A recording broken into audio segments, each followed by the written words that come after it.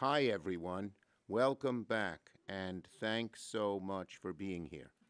Okay. All right, look, one thing is clear from this morning's theater at the New York Stock Exchange.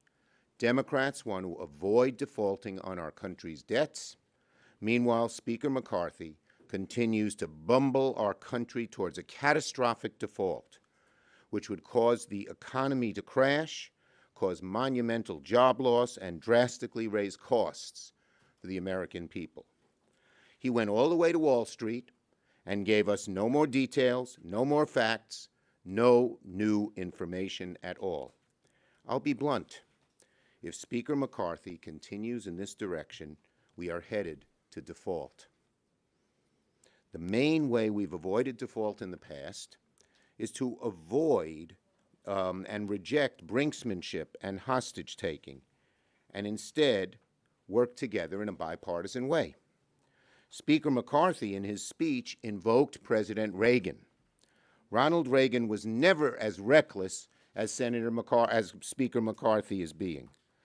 Ronald Reagan said, "Debt ceiling brinksmanship threatens the holders of government bonds and those who rely on Social Security and veterans' benefits. The United States has a special responsibility to itself and the world to meet its obligations." Speaker McCarthy, you said you wanted to go to the stock exchange because Reagan did? Well, listen to what he said. Listen to what he said. And despite the Speaker's stated concerns about costs, nothing would do more to raise costs for American families than an unnecessary Republican default crisis.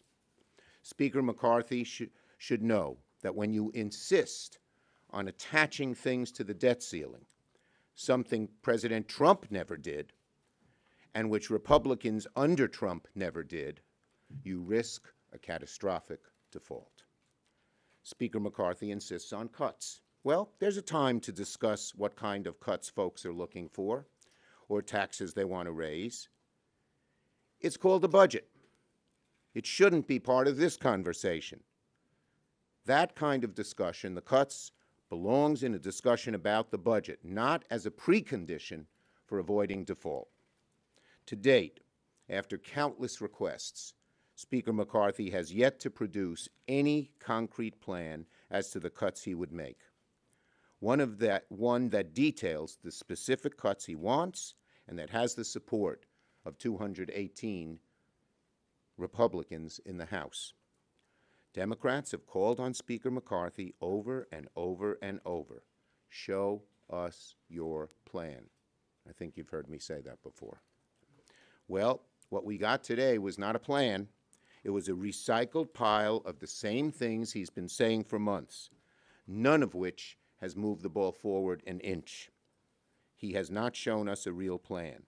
And when I say us, I don't mean me or Senate Democrats or even his own caucus. I mean the American people. Americans deserve to know what he wants to cut, when, and by how much. In specifics. Talk about cuts, you have an obligation to say what they are to the American people. And I'm not alone in thinking this. This weekend, a member of the House leadership even said he believed, quote, "At this point, there's no choice for Republicans and the Speaker to bring forward some type of proposal." He's right.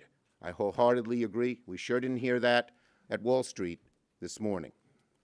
Amazingly enough, this one really knocks my socks off. Amazingly, one of the few specifics Senator McCarthy has presented is his terrible idea to kick the can down the road for just 1 year and undergo the same crisis again. Why would anyone want to undergo this crisis again and again and again? President Biden and I are happy to meet with the Speaker when he has something to talk about, a plan. I'm sure most Democratic leaders are willing to meet with him, but we first need to see his plan so we can start there and work to avoid catastrophic default. As I said, if he comes there without a plan, what are we going to talk about? The furniture? The solution here is straightforward. Republicans should work with Democrats in good faith to avoid default together, just as we did under President Trump. Just as what President Reagan talked about. No blackmail. No brinksmanship, no default. Meanwhile, House Republicans are steering us directly into a default and catastrophic collapse of the global economy, including skyrocketing unemployment and huge cost increases up and down the line for the American consumer. So, today, I heard the speaker quoting a great Yankee, New York Yankee. Babe Ruth, he said, "You can't just beat the person who never gives up." First, Speaker McCarthy, don't quote a Yankee to me in New York City. Second, he's right. He's never given up. That's because he's never even started. No plan, no progress, no persistence. So when it comes to the recycled rhetoric of his non-plan, I think there's another Yankee who said it best. It's deja vu all over again. Yogi Berra applied to Speaker McCarthy. Deja vu all over again. Show us your plan. Work to deliver for the American people, Speaker McCarthy. It's time for the Speaker to stop the partisan games and political grandstanding and show the American people his plan and how he's going to get the votes to get there. So in sum, to sum it all up, Speaker McCarthy plays a risky and dangerous game when insisting on imposing severe cuts which would hurt the American people, raise our prices, and threaten our economy before we avoid default. In addition, he can't even reveal what those cuts are. If Speaker McCarthy doesn't change his course, he could well take this country to default. Ready for your questions? We'll take them first on this subject. Yes. Thank you, Mr. Leader. I mean, at this point, it seems like neither side is thinking. So what is your plan B for a clean debt limit increase? Plain and simple, as it's been done in the past 3 times under President Trump, under President Biden. Democrats and Republicans came together, bipartisan, and avoided default with no preconditions, no brinksmanship. That's what's going to happen. That's what should happen. That's the best thing to happen. Yes. Yes. No. Do you expect to wait for Speaker McCarthy to see what he's going to do in the House on this, or do you expect to move a bill in the Senate on a parallel track? Well, you know, we still, the bottom line is we're waiting to see McCarthy's plan. That's the next step. He's the one who's holding up us avoiding default because he says he wants cuts. Show us your plan. I think it's a mistake to do that to begin with. As I said, so did Donald Trump. So did Ronald Reagan. But if he wants to do it, he has an obligation to show his plan. That's the next step. Chad. Thank you. If he puts through his plan, he puts forth his plan, gets a vote on this, as he promises to do in the next 2 or 3 weeks, that is their plan. Will you then receive that, even though there's a lot of things? Well, let's see. Let's first see the plan, and second see if he can get his 218 votes. Got to see what it is. On another topic. Nope, not yet. I'll come back to you. I promise. Yes. Bolton's on topic, so you can be on topic. Have you gotten any further guidance from Treasury Secretary Yellen as to when the X date might be? No further guidance than what she said publicly. Yes. Have you had any conversations at all with the universe of Republicans who might be willing to support a clean debt ceiling hike once it gets to the point? I'm not. Any private conversations I've had with Republicans, I have to keep to myself. Yes. Hi, Leader Schumer. Some moderate Democrats have expressed interest in working with their counterparts on an alternative, a Plan B. Would you be comfortable if they went ahead with that approach on their own? Look, I think we have to see a plan from Speaker McCarthy. He's the one holding this up, not the others. We got to see a plan from him. Yes. I'm wondering if you think that Leader McConnell has a role to play here if McCarthy can't get 218 votes on a budget. Well, you'll have to ask Leader McConnell that. Okay, off topics. I knew they'd have good questions on debt. And they did, and they did. On Senator Feinstein, do you have any more clarification about when she might return? And if not, walk us through what the process would look like to put a temporary replacement on judiciary. Republicans have indicated they don't want to make that. Okay, well, look, I spoke to Senator Feinstein just a few days ago. She believes she will return soon. She's very hopeful of that, and so am I. What about you say Well, you have she's temporary hopeful of replacement? She's hopeful on returning soon. We think the Republicans should allow a temporary replacement till she returns.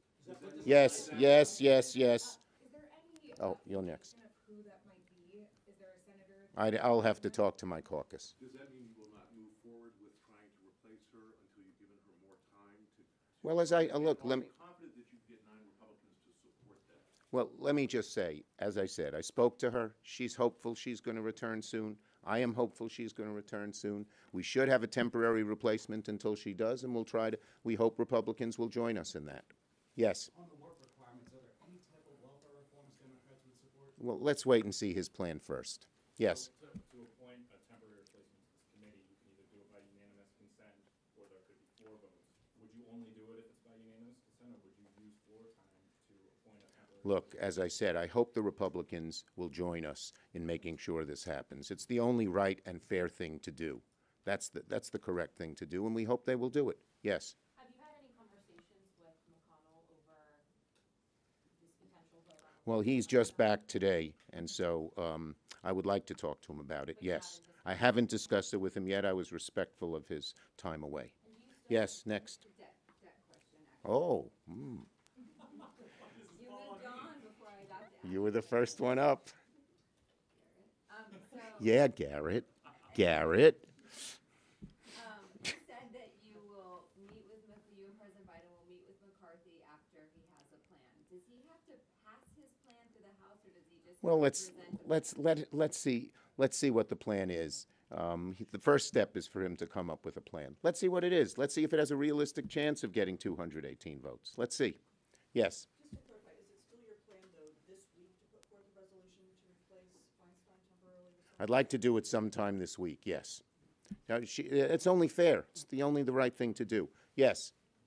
You. How concerned are you about the backup in judicial nominees that this is causing, and the slowdown in this? Well, I am concerned, and it's obvious, the real fault lies with Republicans. If you look at past Senates when Republicans were in charge, there has never been this kind of stonewalling of nominees who are qualified, who have good credentials, et cetera. So, yeah, I'm very upset with Republicans in terms of that. It shouldn't be a situation where it depends on one person, and that's how it's been in the past. Yes. Are you confident you'll have the votes to confirm Susie Wu to be Labor Secretary? Well, I'm talking to our caucus, and she's a great nominee, and I'm very hopeful that she will pass. Yes. Thank you, everybody.